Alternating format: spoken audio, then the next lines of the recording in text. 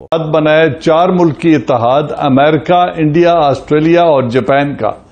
और फिर फिलीपीन में ऑलरेडी अमेरिका की फौजें मौजूद हैं। वहां पे कुछ ऐसे इत्तेहाद बना दिए गए हैं जो चाइना के लिए बहुत बड़ा खतरा बन सकते हैं और चाइना की मुश्किलात में बहुत इजाफा हो सकता है। मिजाज है, मोदी की जो उस्ताद तबा है और मोदी का माजी है, उसको जहन में रख के फिर तबसरा करना आसान हो जाता है। जो लोग कामयाबियाँ पे दर पे कामयाबियाँ हासिल करते हैं, छोटी सतह से उठते हैं और बड़े मनसब पर पहुँचते हैं, तो उनके यहाँ एक देवता का तस्वुर अपने बारे में जो जहन नशीन होता है कि जी कामयाबी हमारे मुकद्दर में लिखी गई है, हम जो भी करेंगे वो करके दिखाएंगे। ये एडवेंचर भारत ने क्यों किया? क्या उसकी कोशिश लाइन ऑफ एक्चुअल कंट्रोल को बदलने की थी? भारत क्या उस इलाके पर भी कब्जा करना चाहता है जो जहां पर चाइना का इस वक्त कब्जा है?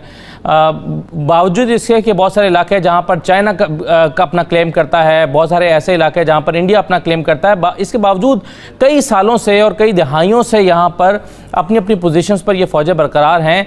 तो ये मोदी को क्या सूझी कि वहाँ पर जाकर ये एडवेंचर किया जाए? ऐसी सूरत हाल में भारत के को क्या हासिल हुआ?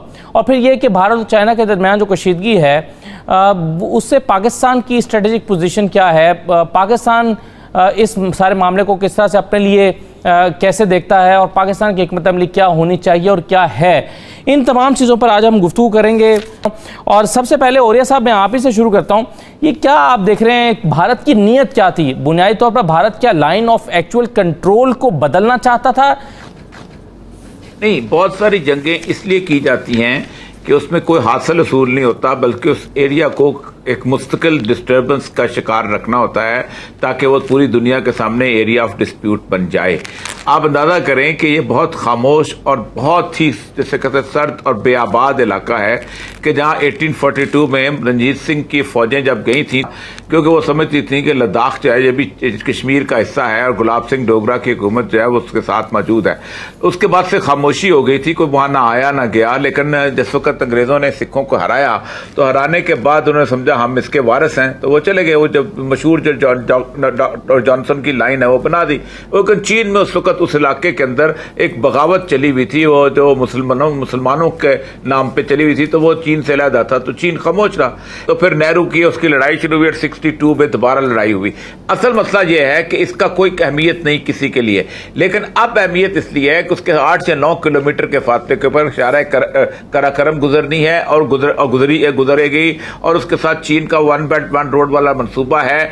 और सबसे बड़ा मसला यह है कि कंटेनमेंट ऑफ चाइना की मेजर पॉलिसी में एक यह है कि इलाका डिस्टर्ब हो जाए, क्योंकि जाहिर बात है इसमें मफाद जो है वो खालिसतन अमेरिका का और उन ताकतों का है।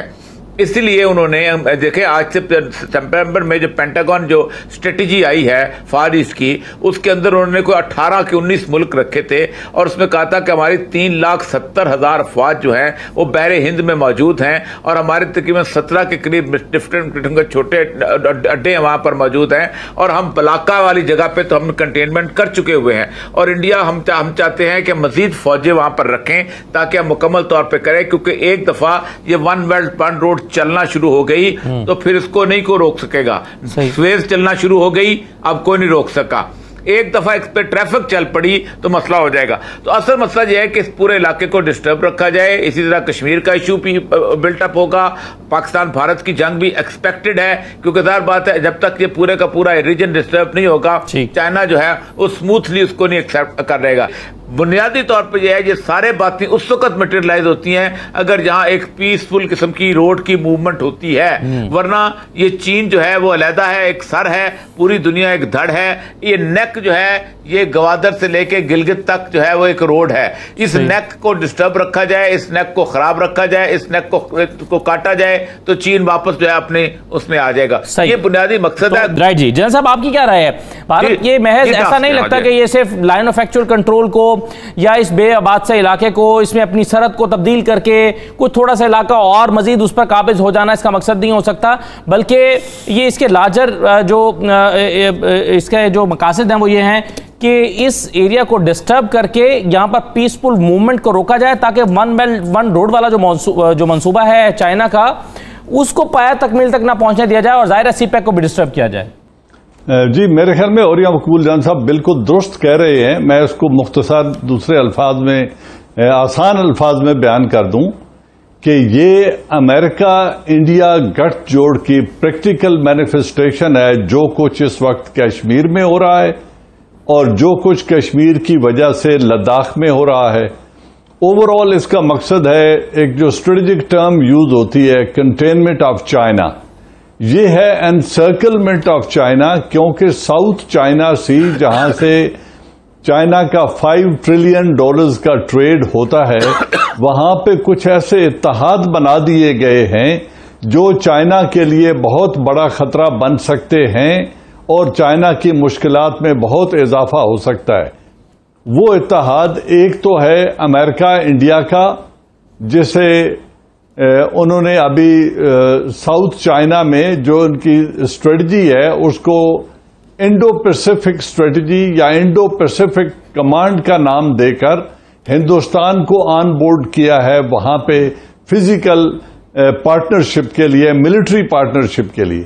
दूसरा वहां पे इत्तेहाद बना है, 4 मुल्की इत्तेहाद, अमेरिका, इंडिया, ऑस्ट्रेलिया और जापान का।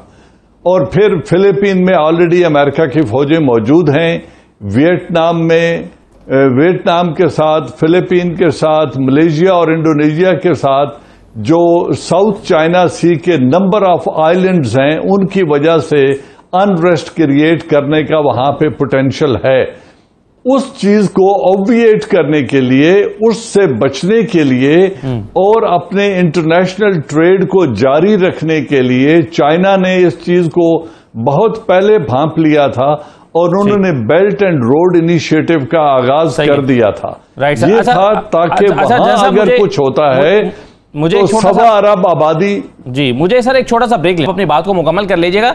लेकिन एक और सवाल जो आप दोनों की बात से मेरे जहन में पैदा हो रहा है वो ये कि अगर मंसूबा इतना बड़ा था, एक जो ब्रेक पर जाने से पहले बात हो रही थी औरिया साहब का और जनरल एजाज अवान साहब का ख्याल था डॉक्टर साहब कि ये बुनियादी तौर पर भारत चाइना के वन बेल्ट वन रोड को डिस्टर्ब करने के लिए, सीपैक को मुतासिर करने के लिए और इस इलाके में कशीदगी बरकरार रखने के लिए, ताकि इन्वेस्टर्स को और बाकी लोगों को ज़रा एक खौफ में मुब्तला किए रखे, उसकी ये एक्टिविटी थी बुनियादी तौर पर जो इस वक्त, जो कुछ दिन पहले गलवान वैली में हुई या लद्दाख में जारी है। आपके ख्याल में, जो मैं सवाल उठा के गया था ब्रेक पर जाने से पहले, कि अगर ये इतना अहम टास्क है, इतनी कमज़ोर मनसूबाबंदी क्यों थी आपके ख्याल में? देखिए, मेरा नहीं ख्याल कि कमज़ोर मनसूबाबंदी थी। हुआ ये कि जब अजीत सिंह साहब ने, जो रनिंग मेट हैं मोदी के, उन्होंने on the house of the parliament, on the floor of the parliament, जब 5 अगस्त का ऐलान किया था, जिसमें उन्होंने ये कहा था कि ऑक्यूपाइड जो कश्मीर है वो पूरा हिस्सा है इंडिया का, और उसके साथ साथ उन्होंने जो दूसरी ऐलानात किए थे, उसके साथ साथ उन्होंने एक और ऐलान भी किया था। उन्होंने कहा था जो अक्षय का रीजन है वो भी इंडिया का हिस्सा है, और जो सब्सिक्वेंट मैप्स थे उसमें वो उसको बहुत खुलकर दिखाने लगा। और उससे भी ज़्यादा अहम बात ये कि जो इंफ्रास्ट्रक्चर, जो रोड उन्होंने वहाँ पर बिल्ड की थी, उससे पहले भी चाइना बहुत अनकंफर्टेबल हो रहा था, क्योंकि वो चाइना के लिए एक तकरीबन एक स्ट्रैटेजिक कंसर्न के तौर पर इमर्ज हो रही थी। कोविड-19 हुआ तो ना तो बीजिंग ने इस बात को माफ किया और ना उसको वो भूला, बल्कि उसी वक्त वहाँ की फॉरेन मिनिस्ट्री से बहुत वाज़ेह तौर पे इंडिया से कहा गया था कि ये आप ना करें। इंडिया कंटिन्यूड विद दैट, और इन सम वेज आप देखिए, आप एक मुख्तलिफ चाइना को आज देख रहे हैं। इस बॉर्डर पे हमेशा से टेंशन्स रही हैं, क्योंकि जो मुआहदे हैं जिनमें दोनों तरफ सोल्जर्स आर्म होते हैं, लेकिन उन मुआहदों के तहत वो आर्म्स इस्तेमाल नहीं करते, तो वो आर्म्स तो अभी भी इस्तेमाल नहीं हुए। लेकिन जाहिर है, जैसे आपने कहा कि वो बार्ब्ड वायर के साथ पोल्स पे लपेट कर जो आपस में चपखलिश हुई, उसकी वजह से बहुत ज़्यादा नुकसान हुआ। और जो फुटेज आ रही है, उस फुटेज में ऐसा मालूम होता है कि जो इंडियन कैजुअलिटीज हैं वो बहुत हाई हैं। और जिस तरह से बाकी मेहमानों ने इस पर राय का इज़हार किया, ये बड़ी इंपॉर्टेंट चीज़ है। ये ऐसा नहीं है कि सिर्फ आपने 2-4 जो है वो मीटर आगे ज़्यादा जगह लेने के लिए ये एडवेंचर किया हो, इसके अहदाफ हैं। पाकिस्तान आपके ख्याल में इस सारे मामले को किस तरह से देख रहा होगा? पाकिस्तान से पहले देखें जी, पहले हमें मोदी का जो जहन है, मोदी का जो मिजाज है, मोदी की जो उफ्ताद तबाह है और मोदी का माजी है, उसको जहन में रख के फिर तबसरा करना आसान हो जाता है। मोदी हो हिटलर हो, सद्दाम हुसैन हो, ये जो लोग कामयाबियाँ पे दर पे कामयाबियाँ हासिल करते हैं, छोटी सतह से उठते हैं और बड़े मनसब पर पहुँचते हैं, तो उनके यहाँ एक देवता का तस्वर अपने बारे में जो ज़हनशीन होता है कि जी कामयाबी हमारे मुकद्दर में लिखी गई है, हम जो भी करेंगे वो करके दिखाएंगे। उन्होंने गुजरात किया, मोदी साहब ने, किसी ने नहीं पूछा उसको, ना अमेरिका ने सिवाय इसके कि पाबंदी लगा दी कि जी आ नहीं सकते। एक बुशरफ गुजरात जो था वो वज़ीर आज़म बन गया इस मुल्क का। फिर 5 अगस्त को उसने किया, कश्मीर पर किया, तो सब ने एक्सेप्ट कर लिया। ज़ुबानी कलामी कुछ हुआ पाकिस्तान समेत, कोई अमलन तो कुछ भी नहीं हुआ, कोई मुखालफत ऐसी नहीं हुई, ना अंदर आई ना बाहर आई।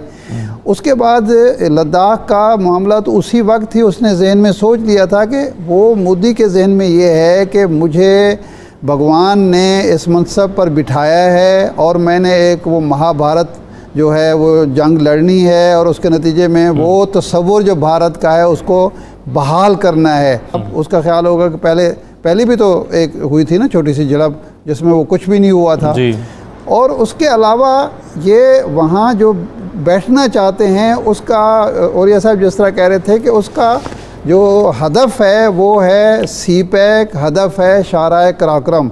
अगर वहाँ चाइना अपना तसल्लुत, इंडिया अपना तसल्लुत कायम कर लेता है, वहाँ ये सड़क मुकम्मल हो जाती है और उसके बाद जाके फ़ौजें बैठ जाती हैं, तो वो जो बार बार गिलगित बल्तिस्तान के हवाले से बयान देता है, तो वो हमारी स्ट्रेटेजिक जो एक है इंडिया, चाइना और पाकिस्तान के दरमियान, उसके लिए ख़तरात लाहिक हो सकते हैं। तो हुआ क्या है, 1993 का एक मुआहदा था चाइना और हिंदुस्तान के दरमियान जी, और वो मुआहदा था स्टेटस को का कि जिस पोजीशन में 1962 के बाद एक्साइचिन चाइना के पास आ गया और उन्होंने कहा ये हमारा इलाका है, लेकिन प्रिंसिपली हिंदुस्तान 3 बातें कहता आया है, कह रहा है और कहता रहेगा। पहली बात यह है वो तिब्बत को चीन का हिस्सा नहीं समझते, एक बात। दूसरी, वो कहते हैं पूरा लद्दाख हिंदुस्तान कश्मीर का हिस्सा है, जैसे अभी औरिया साहब ने पहले बात की कि लद्दाख गुलाब सिंह स्टेट का हिस्सा है और ये कश्मीर का हिस्सा है। तो उन कंप्लीट लद्दाख को, जिसमें से बेशतर हिस्से पर चाइना काबिज है, वो उस कब्जे को तस्लीम नहीं करते। और जो वहां पे गयांगशू लेक है जिसके ऊपर अभी ये तनाज़ा शुरू हुआ और गलवान वैली है, इसको भी वो अपना एरिया समझते हैं।